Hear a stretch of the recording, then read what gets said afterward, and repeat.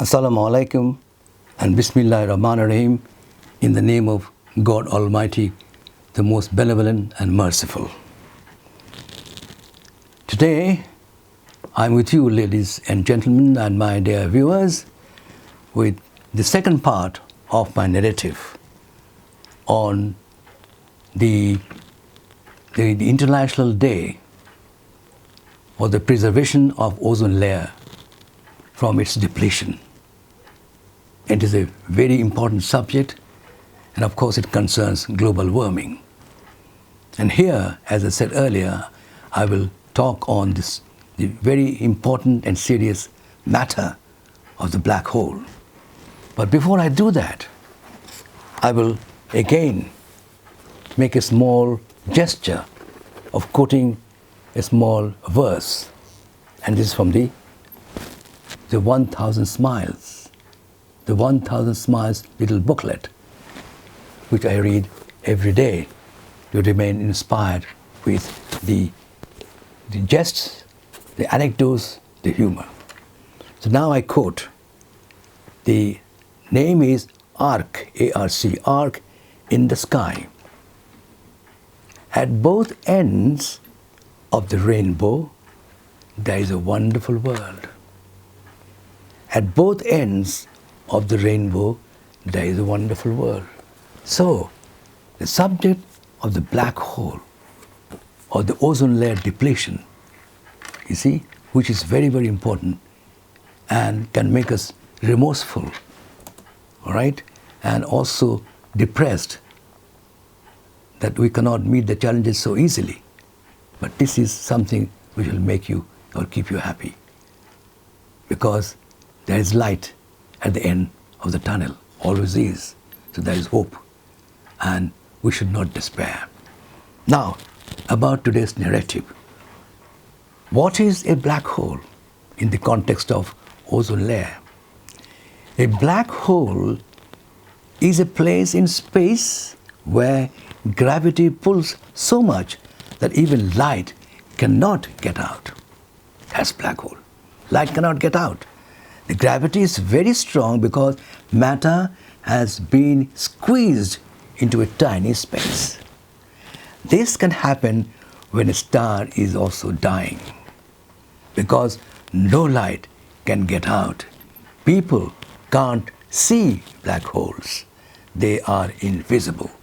Space telescopes with special tools can help find black holes. The special tools can see flow stars that are very close to black holes, acting differently than other stars. Black holes can be big or small. Scientists think the smallest black holes are as small as just one atom. Teeny mini, we can't see it. But yeah, there can be very big ones also, as big as a star. So, the largest black holes are called supermassive. Supermassive, the black holes, the biggest ones. These black holes have masses that are more than 1 million suns together. My God! As I said, huge. It's unbelievable, incredible. See, 1 million suns together. Anything that ventures too close, be it a star, planet, or spacecraft, will be stretched and compressed like putty. You know, putty is used for door closing, for frames, etc. Putty, in a theoretical process, aptly known as spaghettization. Spaghettification rather, is aptly known as spaghettification. Supermassive black holes predicted by Einstein's general theory of relativity can have masses equal to billions of suns. These cosmic monsters likely hide at the centers of most galaxies. Most of us don't know. Shuddering, my God, stunning, difficult, unbelievable. Black holes are points in space that are so dense they create deep gravity sinks. Beyond a certain region, not even light can escape the powerful tug of a black hole's gravity. A black hole is a region of space-time. Space-time, or even electromagnetic radiation, is a kind of a radiation too, such as light. All right? They can escape from it, although it has an enormous effect on the fate and circumstances of an object crossing it. Can you believe that? What will happen to it? According to general relativity, it has no locally detectable features. In many ways, a black hole acts like an ideal black body, as it reflects no light. Well, a question: does the ozone hole cause global warming? Important question. The role the ozone hole itself plays in global warming and the resulting climate change is not big compared to the impacts coming from human activities. This is paradoxical and a great tragedy. What ozone layer depletion of the black hole could do, is done much larger by the humanity, by their activities. This is a paradox. It's a pity. Negative changes in the ozone layer can be offset by positive changes in human behavior, allowing the ozone layer to reform. Well, that is a positive element. Climate-wise, black holes are freezing cold on the inside, but incredibly hot just outside. The internal temperature of a black hole with the mass of our sun is around 1/1,000,000th of a degree above absolute zero. Then, can we survive a black hole?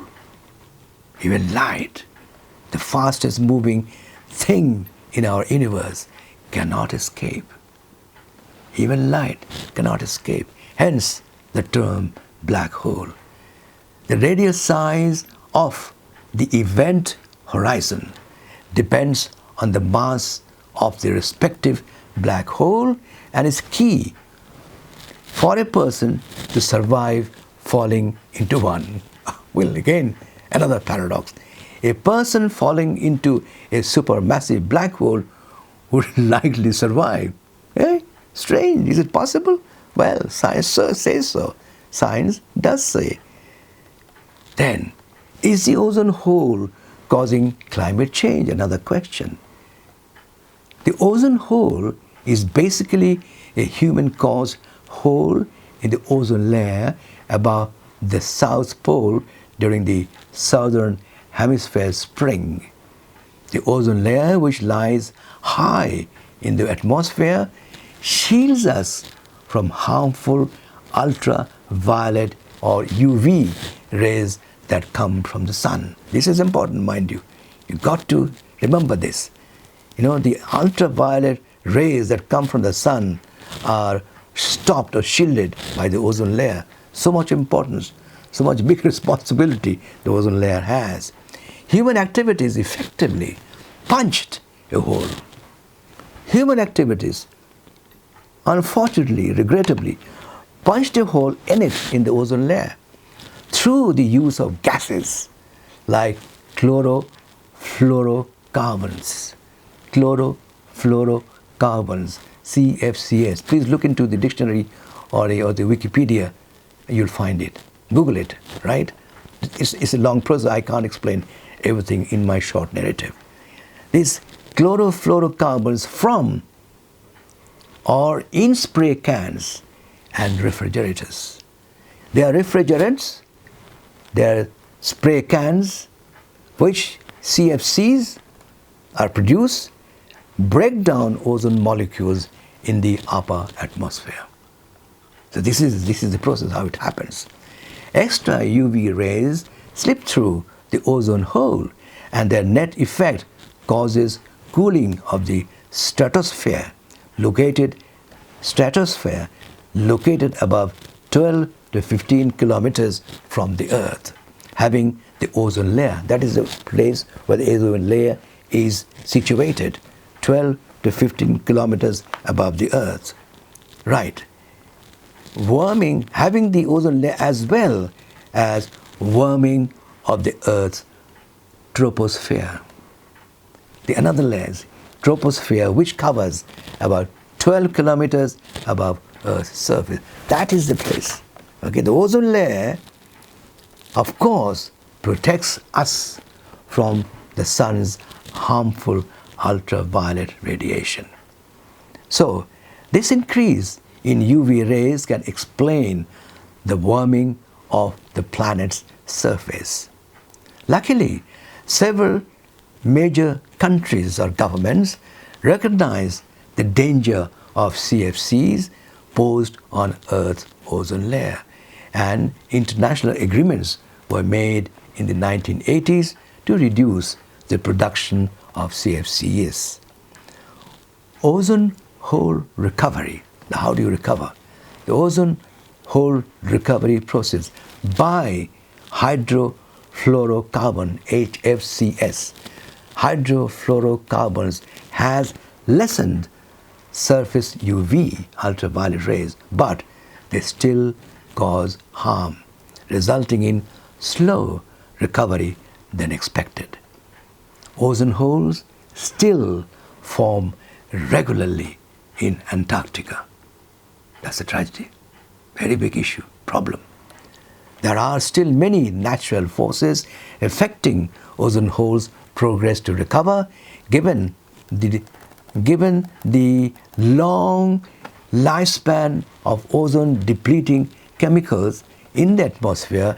It will take decades for the hole to return to pre-industrial levels.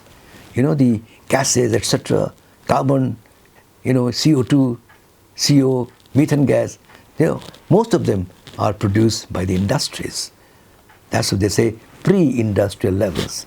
In short, negative changes in the ozone layer are being offset by positive changes in human behavior, if it does happen, positive changes in human behavior, allowing the ozone layer to reform, and the role of ozone hole itself plays in global warming, and the resulting climate change is small compared to the impacts coming from human activities. Well, this was my narrative, my dear good viewers, on the mainly ozone layer depletion and followed by the black hole. Well, the narrative, my narrative, an ominous and difficult subject, yet interesting.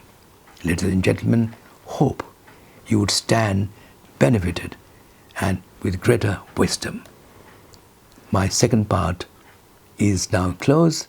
Thank you very much, my dear good viewers. This is your host, Ambassador Salahuddin Choudhry from Penta-S YouTube channel, segment Sal Soul. Assalamu alaikum. Goodbye and good night.